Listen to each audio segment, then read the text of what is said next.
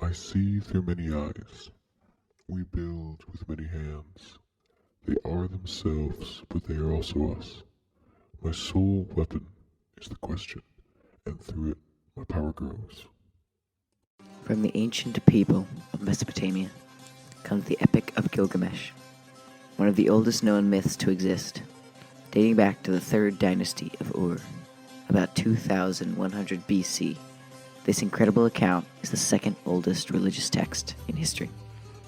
The story has gone through several changes as it has circulated through different Mesopotamian cultures, but the core story has survived to be read by you, or to be read to you. Gilgamesh's tale opens on the beautiful city of Uruk, which rested in what is now Iraq, one of the most important cities in ancient Mesopotamia. Uruk was considered to be the first major city in the world. Uruk was without a ruler, though, and so the god of the sky, Anu, created Gilgamesh, who is described to be 2/3 god and 1/3 man. Anu sends Gilgamesh to the people of Uruk to be their ruler. Although the sky god created him to rule, Gilgamesh was a terrible ruler.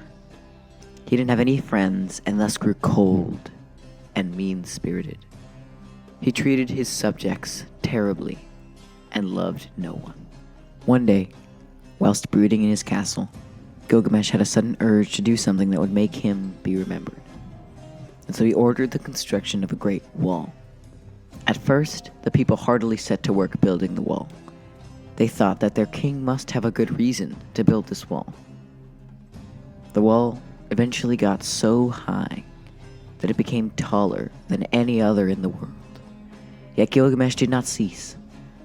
The people, in despair, prayed to the sky god Anu, and he heard them. Anu created another man, the same as Gilgamesh, but this time, he reasoned, if Gilgamesh turned cold-hearted amongst humans, then I will put my new man amongst animals. And that's just what he did. This new man, whom Anu named Enkidu, was sent to live in the forest with the animals. Enkidu grew up feeling the love of the animals he was surrounded by. He grew hair all over his body, like the animals, and for a good time, he was happy. But this would soon come to an end.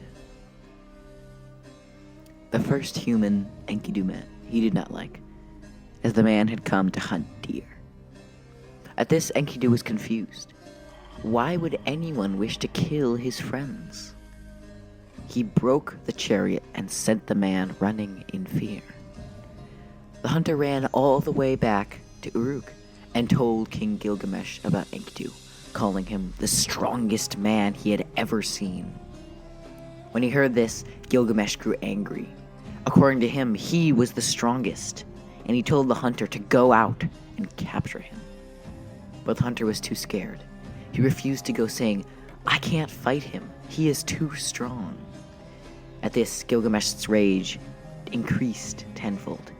He called out to his servants and told them to bring the singer Shamhat, saying, if we cannot force him to come, we will trick him to come. He ordered Shamhat to go to the forest and lure Enkidu to come to the castle by using her beautiful singing. And so, into the forest she went and began singing. When she sang, the forest fell silent, and Enkidu was entranced. He approached her slowly, and she stopped singing. To her, he looked more beast than man, but she was not afraid. Over the next weeks, Shamhat taught him to speak and to act like a human. And over time, they fell in love. Although they were happy, Enkidu was enraged when Shamhat told him about Gilgamesh and how he treated the people of Uruk. Before he went, Shamhat shaved his hair to make him look more human. After that, he set off toward Uruk. Gilgamesh was waiting for him when he stepped out of the forest and gazed upon the enormous wall. Gilgamesh called down to him, I am the master of the city and its people. No one enters without my permission. I dare you to come up and fight me. Enkidu replied, I am ready, and scaled the wall easily. The people of Uruk stopped their work and watched as a storm rolled in and thunder crashed. The two flung themselves into battle, and what a battle it was. The people stood there and watched as the hours passed by. But Gilgamesh was just as strong as Enkidu, and the battle seemed endless. But suddenly, Gilgamesh's foot slipped on a loose rock, and he tumbled down the side of the wall. But just as he did, a hand was thrown out and caught him. Enkidu pulled up Gilgamesh, and the people stood in silent shock. Why? Why had Enkidu saved the man who was trying to kill him? Gilgamesh stood solemnly, facing Enkidu. He stepped forward and embraced him. Gilgamesh had tears in his eyes, for he finally realized what it meant to have a friend.